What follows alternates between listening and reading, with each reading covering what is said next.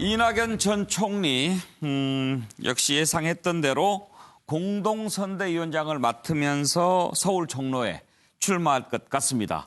오늘 이해찬 당대표를 만났는데 이해찬 대표가 그렇게 제안했습니다.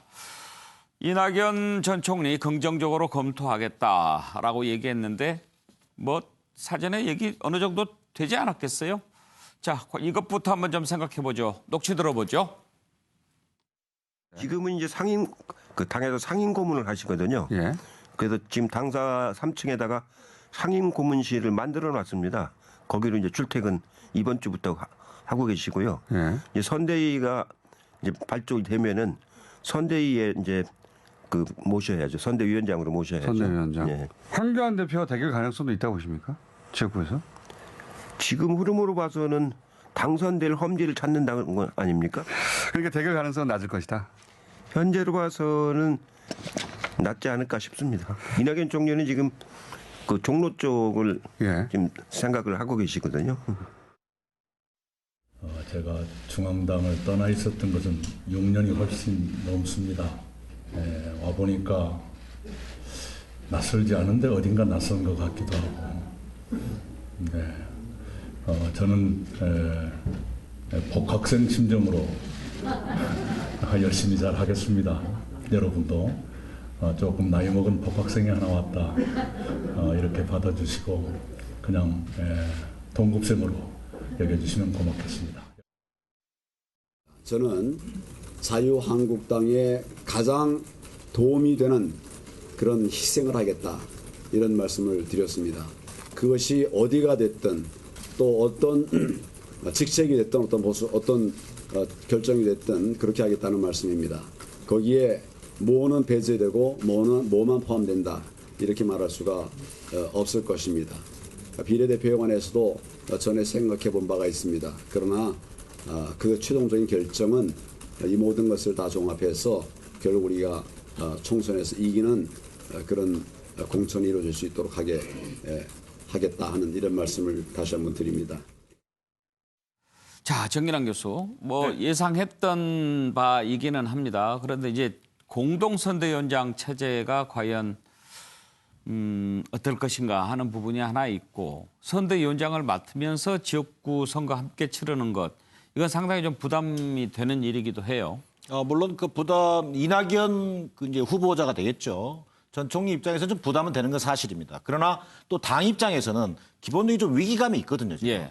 연초만 작년만 하더라도 180석 운운했지 않습니까? 근데 지금은 과반수도 자신하기 어려운 그런 위기감들이 있기 때문에 저는 당 입장에서는 이낙연 총리의 어떤 상징성을 좀 가져가서 수도권 선거에 좀 활용하고 잘 겁니다. 그런 의미에서 이미 다 어떻게 보면 정해진 시나리오인지도 모르겠습니다만 저걸 또 이벤트화해서 뭔가 이해찬 대표가 이번 선거는 내 주도로 치르겠다라고 하는 좀 단독 플레이 좀 의사가 있었거든요. 근데 그런 것들을 좀 접고 이른바 투톱 체제로 가겠다. 그리고 더 나아가서는 각 지역을 대표하는 선대위원장 체제, 이를테면 TK의 김부겸, PK의 김용춘, 이런 식으로 아마 권역별 선대위원장이 보강하는 형식으로 해서 아마 총력 체제를 구축하지 않겠나 싶고요.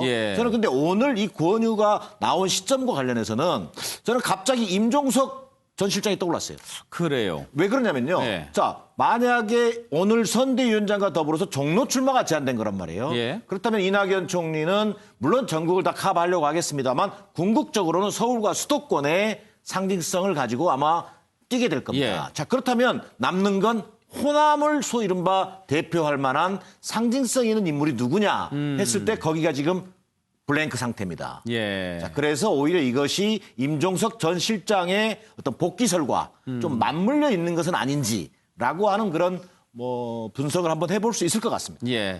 그래요. 임종석 전 비서실장 문제도 한번 좀 짚어보려고 했는데 지금 얘기하셨으니까 한번 그러면은 임종석 전 비서실장 오늘 정당 어제 했죠. 정당 정책 연설을 했는데 그 전에 제도권 정치를 떠나려고 한다라고 했기 때문에 정계 은퇴로 생각을 하지 않았습니까? 그랬는데 다시 연설을 했다. 이것은 무슨 의도일까? 궁금한 대목이 많습니다. 한번 일단 들어보죠. 존경하는 국민 여러분, 그동안 안녕하셨습니까? 문재인 대통령님 모시고 비서실장으로 일했던 임종석입니다. 총선에 나가지 않겠다고 생각한 것은 평화를 위해 작은 일이라도 하겠다는 그런 마음이기도 했지만 저희가 준비하지 못한 미래의 시간에 대한 고민도 컸습니다. 미래 세대를 위해 평화를 넘겨줘야 합니다. 방향과 속도를 잘 조절하겠습니다. 문재인 정부의 평화 프로세스와 민주당의 평화 정책에 힘을 실어주시기를 간곡히 부탁 말씀드립니다. 자, 윤기찬 부위원장 보기에 임종석 실장의 정강정책 연설, 정계 복귀라고 보입니까? 저는 그렇게 생각하지 않습니다. 아. 네, 임종석 전 실장의 경우에는 출마를 하지 않을 것으로 저는 예상을 하고요. 예. 본인도 단호하게 말씀을 하시는 걸로 봐서는 다만 이제 민주당 입장에서는 386을 물갈이 한다라는 여론도 많지만 한편 보면 또 386이 필요합니다. 예. 그래서 386 유권자에 대한 어떤 그 호소 이런 상징적 의미도 있는 걸로 보여져서 저 정강 연설에 나왔다고 해서 바로 출마로 이어질 것으로는 보이지 않습니다. 예. 자, 이낙연 전 총리 공동선대위원장 어떻게 생각하십니까? 알 먹고 꼭 먹고 이렇게 먹고 쓰려다가 알 먹고? 예. 올바른 것 같지 않아서 일부러 양쪽을 썼는데요. 사실 이제 이낙연 전 총리의 이미지가 상당히 좋으시기 때문에 선거에는 반드시 필요하죠. 예. 전국적으로. 그렇지만 선거 이후에 당내에서 또 역학구도가 복잡해질 수 있습니다. 그래서 당선되시면 좋고 지역구에서 예. 예를 들어 상대방이 황교안 당대표가 나와서 이기시면 뭐 당 입장이 좋은 거고 설령 가서 떨어진다 하시더라도 당내 역학관계 이런 측면에서 보면 어찌 되든 상관없다. 다만 이낙연 전 총리의 국민에 대한 이런 좋은 이미지를 선거에 꼭 활용하고 싶다. 이런 의지도 있지 않나 저는 개인적으로 그렇게 생각해봤습니다. 선대위원장 하면서 지역구 선거 치르려면 힘들지 않겠느냐 그렇게 얘기했는데 그걸 꼭 먹고 알 먹고라고 이렇게 보신다고 하니까 글쎄요. 그게 쉬운 일일까? 최경철 의원 어떻게 보세요? 저는 임종석 전 실장님 얘기부터 하면 예. 결국 임종석 전 실장은 우리 윤기찬 대변인 말씀하신 것처럼 이번 총선에는 나가지 않을 것이다. 안 나올 거다. 왜냐하면 이분이 대권을 꿈꾸고 있는 분인데 남아 이런 중천금이라고 제가 썼지만 말을 그렇게 함부로 뒤집을 수는 없죠 이제. 말한 지 얼마 됐다고 지금 뒤집겠습니까? 대권 꿈꿉니까? 대권을 꿈꾸죠 당연히. 아, 모든 그래요? 정치인의 마지막 꿈은 국가 경영입니다. 국가 경영 하기 싫어서 안 하겠다는 사람 한 명도 못 봤습니다. 임종석 실장이 꿈 얘기 해줍니까? 뭐 어쨌든 이분도 아주 큰 꿈을 갖고 계신 분이기 때문에 예. 결국에는 이번에 소탐 대실하는 그러한 선택은 하지 않을 것이다. 이번에는 그냥 뒤에 물러나 있으면서 이분도 계속 간을 볼 것이다. 예. 앞으로 나의 정치적 야망을 위해서 내가 무엇을 해야 될 것인지를 계속 볼 것이다. 결국에 이분이 지금 등판하지 않으면 좋은 것도 있습니다. 상처를 덜 입습니다. 그러니까 나중에 링에 오르겠다는 그런 전략을 갖고 있는 것 같습니다. 예. 그리고 지금 링에 오를 분은 이낙연 총리죠. 이낙연 총리는 지금 빨리 링에 올라서 조기에 컨벤션 효과를 선점하겠다는 것인데 이분이 이 선택이 맞는 것인지 또 틀린 것인지는 결국 이번 총선에서 판가름 날 겁니다. 예. 김한기 변호사. 네.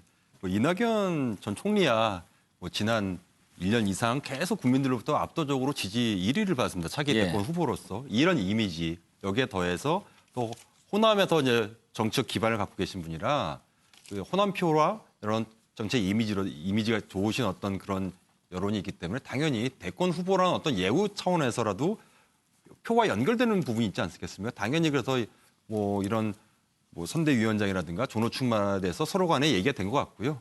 근데 왜 임종석 전 비서실장 같은 경우는 아마 본인도 생각이 되게 많을 것 같습니다. 얼마 전에 예상치 못했던 갑자기 이제 불출마 선언부터 시작해서 많은 고민이 있을 것 같은데 지금 가장 고민되는 부분은 지금 울산 선거와 관련해서 검찰 수사가 아직 끝나지가 않았어요. 예. 지금 계속 뭐 검찰에서 이제 뭐 혐의가 있다 없다도 아직 결론을 명확히 지지 않았기 때문에 뭐 자칫하면은 임종석 전 실장이 이 선거에 본격적으로 뭐 주요한 역할을 맡게 되면은 또 거기서 뭐 검찰 수사랑 서로 얽히게 되면은 또 당에 또 부담이 되는 측면도 있거든요. 예. 아마 이런 부분이 고민될 것 같아가지고 아마 선거에는 아마 나오는 출마하는 모습은 보이지 않을 것 같습니다. 정기남 교수는 이번 총선에 아까 이제 호남 대표 얘기도 하셨는데 네. 출마 가능성을 어떻게 봅니까 임종석 실장? 저도 뭐 출마 가능성 자체는 좀 낮게 보입니다만 지금 당이 처한 상황. 자, 이제 안철수 후보가 뭐 전 대표가 호남 복원을 위해서 막 뛰지요. 또 뭐 이런 또 상황이 막 또 호남 또 중도 신당 뭐 창당한다지요. 이런 또 상황 자체가 당내 어떤 위기감과 맞물리면서 임종석 실장의 개인 의지와는 상관없이 끌어내리는 상황이 될 가능성이 저는 있다라는 겁니다. 예. 본인의 의지는 아마 당연히 안 하겠죠. 네. 그러나 그런 가능성을 배제할 수 없다는 차원에서 언급하는 것입니다.